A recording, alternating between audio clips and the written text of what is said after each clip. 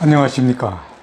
저는 50여 년간 역학을 공부해온 호는 청산이요, 이름은 봉학입니다. 학은 어디서 사나요? 산에서 살지요. 공부는 얼마나 오래 했느냐가 중요하지 않고 깨쳤느냐 깨치지 못했느냐의 문제입니다.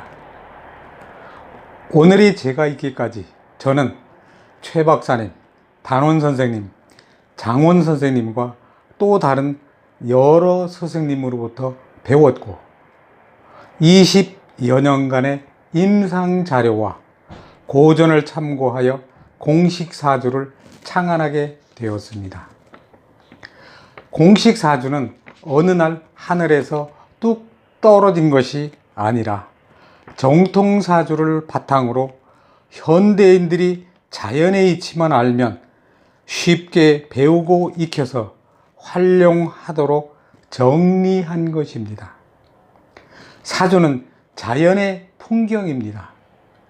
이 자연의 풍경을 보고 사주를 쉽고 빠르고 정확하게 통변하는 법을 여러분에게 전해드리고자 합니다.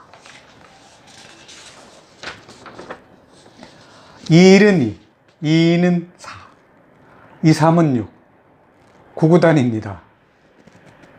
9구단만 외우면 어떤 많은 수도 우리는 셈을 할 수 있습니다. 사주도 공식이 있는데 이 공식만 외우면 어떤 사주도 쉽고 빠르고 정확하게 통변이 가능합니다. 다만 종격 사주와 외격 사주 등 특수한 사주는 제외하고 말입니다. 사주 공식으로 사주를 풀면 정확하게 사주 감명이 가능해서 사주 공식을 공부한 사람이 푸는 사주는 누가 언제 어디서 감정을 하든지 동일한 결과를 얻을 수 있습니다. 일기예보도 점이고 사주도 점인데 일기예보는 믿으면서 사주는 왜 안 믿을까요? 일기예보는 과학적인 측정 도구와 과학적인 분석법에 따르기 때문이며 사주는 감정자의 수준과 측정 도구가 표준화가 안 되어 있기 때문입니다.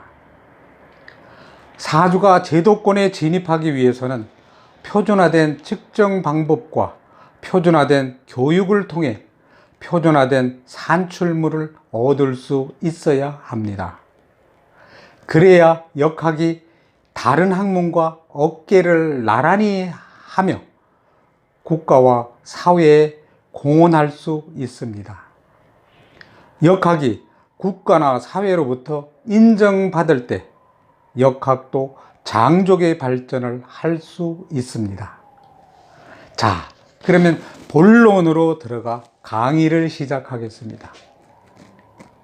사주를 잘 풀기 위해선 오행의 원리를 정확하고 완전히 이해해야 합니다. 그러면 좋은 사주란 어떤 사주를 말할까요? 자기의 임무를 다하는 사주가 좋은 사주입니다. 간목은 간목의 역할을, 을목은 을목의 역할을 다하는 사주가 좋은 사주입니다. 지금까지 우리는 신강, 신약, 격국, 용신의 모든 걸 바쳐서 공부해 왔습니다. 그러나 신강, 신약, 격국, 용신보다 더 중요한 것은 자신의 역할을 아는 것입니다. 간목의 예를 들어 설명드리면 간목이 신강하기 위해서 비겁이 많으면 군겁쟁제에서 망하고 인수가 많으면 간목이 썩어서 망합니다. 간목의 역할은 나무가 잘 자라서 꽃을 피우고 열매를 탐스럽게 많이 열어 많은 열매를 수확하는 것이 갑목이 자신의 역할을 잘 한 것입니다. 자, 그럼 갑목에 대해서 알아보겠습니다.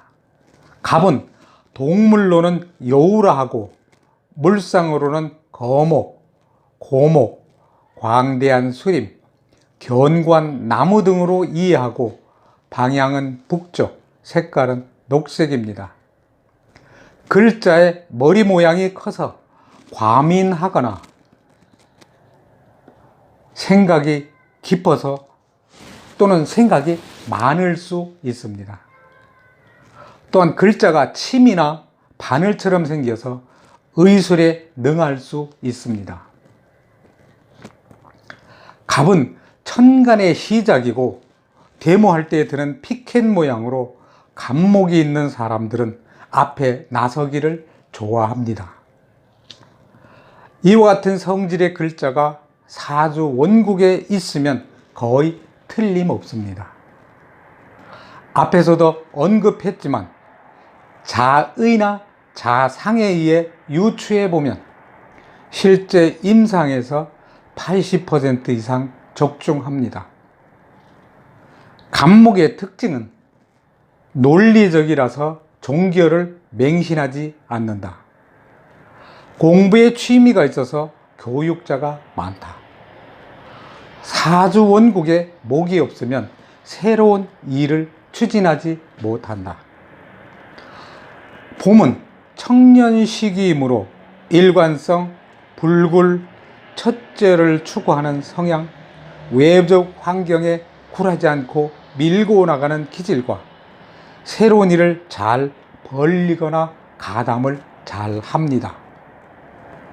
무에서 유를 창출합니다. 갑은 흙이 뿌리를 받고 있으므로 흙이 재물이 되니 재물에 대한 집착력이 있어서 금전이나 재화를 다루는 분야에서도 재능을 발휘할 수 있고, 갑은 항상 흙을 붙여놓고 있으니 주머니에 돈이 잘 떨어지지 않습니다. 어둠과 추위를 뚫고 나오는 양기의 운동을 뜻하니 정신적 분야에 두각을 나타내거나 관심을 갖는 성향을 나타냅니다. 환경을 중시하니 자연적으로 건축, 장식, 인테리어, 가구, 목재 등 분야에 감각이 좋습니다. 자, 그러면 갑목의 임무를 알아보도록 하겠습니다. 갑목의 임무는 물과 태양이 충분하고 뿌리 내릴 땅이 있어야 부귀합니다. 임묘진 봄, 사오미 여름의 갑목은 병화로 길러야 합니다. 병화로 나무를 길러 꽃을 피워야 합니다. 사유축 가을의 갑목은 열매를 수확해야 합니다. 열매를 맺고 그 열매를 내다 팔면 돈이 되니까요. 가을엔 날씨가 좋아야 하고 갑목에 물기가 있어야 합니다. 물기가 없는 나무는 죽은 나무로 꽃을 피울 수도 열매를 맺을 수도 없습니다. 해자축 가을의 갑목은 화목 역할을 해야 합니다. 나무를 쪼개서 불을 뗄 때 벽갑 인화는 매우 좋습니다. 갑목이 계절에 상관없이 지지에 인묘 목뿌리가 있으면 잘랐으면 안 됩니다. 내년에 길러야 될 나무이기 때문입니다. 이 네 가지 사항과 조후는 반드시 보아야 합니다. 조후가 안 되면 재, 관, 인이 모두 안 됩니다. 신강, 신약, 불문이고 신강에서 좋은 사주는 거의 없습니다. 지금 말씀드린 내용 중에 예외가 있는데 경신금은 나무와 전혀 관계가 없습니다. 경신금 편에서 다시 설명드리겠습니다. 물이 많으면 나무가 썩더라도 물을 먼저 막아야 합니다. 흙은 나무가 있어서 길을 넣으면 흘려 보내야 하고, 나무가 없으면 흙으로 물을 막아서 저수해야 합니다. 예로 팔당 때문에 저수된 물은 수자원공사의 재산입니다. 겨울에 토가 너무 많으면 제한제습보다 목극토로 토를 먼저 소토해야 합니다. 자, 그러면 감목이 좋아하는 것과 싫어하는 것이 있는데, 좋아하는 것은 뿌리 내릴 땅이 있고 물과 태양이 충분하면 부귀합니다. 그래서 감목이 진토, 축토, 병화를 보면 부귀합니다. 감목은 하나만 있어야 합니다. 감목이 싫어하는 것은 감목이 을목을 보면 을목이 감목을 타고 올라오고 병화를 가려서 나쁜데, 이렇게 되면 자패, 망신, 구설수, 다패, 다망합니다. 감목에 을목이 많으면 잡목으로 감목이 성장이 불가해서 경신금으로 을목을 가지치기 해 주어야 합니다.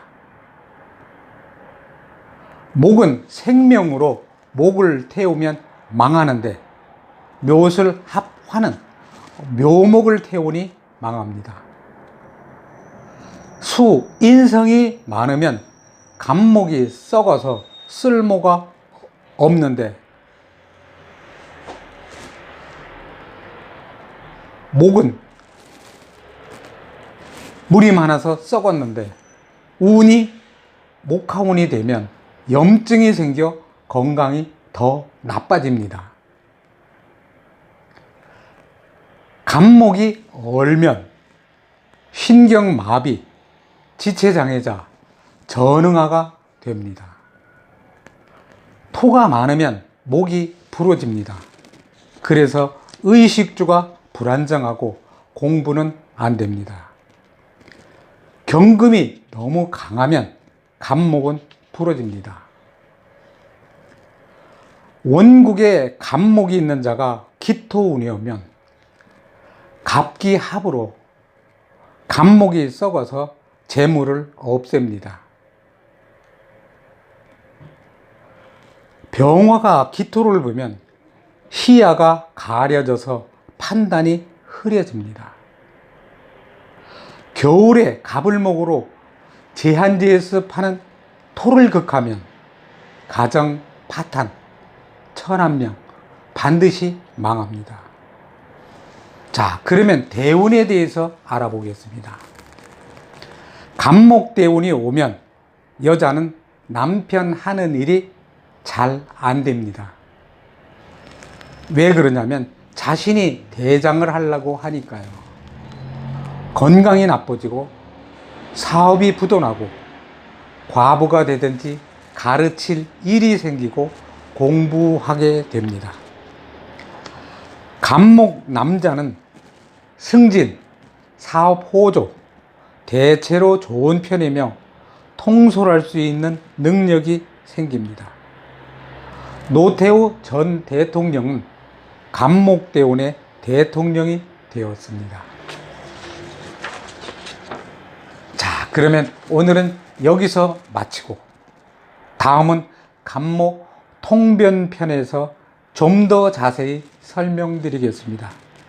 감사합니다. 다음 편에서 만나요.